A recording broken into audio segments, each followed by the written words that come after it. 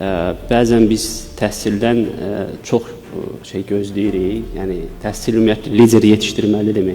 Yəni təhsil bizə analitik düşünə bilən, problem həll edə bilən, ən azı nəzəri cəhətdən hansısa bir ixtisası bilən adam yetişdirməlidir. Yəni liderlik tək nəzəriyyə deyil də, liderlik daha çox bacarıqdır. Yəni iş yerində o çətin qərarları vermək, komandanı idarə etmək, kimisi işə götürmək, kimisi işdən çıxarmaq, yəni bu kimi qərarları vermədikcə şəxslər, yəni onların lider yetişdirməsi bir qədər çətin olur. Təhsil daha çox fundament qurmalıdır, yəni düzgün bir növrə qurmalıdır.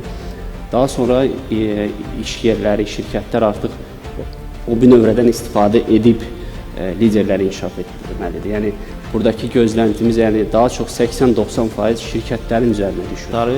Fərq etmir peşəsindən, vəzifəsindən, fəhləsindən tutmuş rəhbər şəxsinə kimi, yəni sistemin bir parçasına çevirməyin tərəfdarıyam. Xüsusilə insan tərəfi ilə daha çox işləməyi təklif edirəm ki, yəni sistemi də ona uyğun təkmilləşdirə bilək.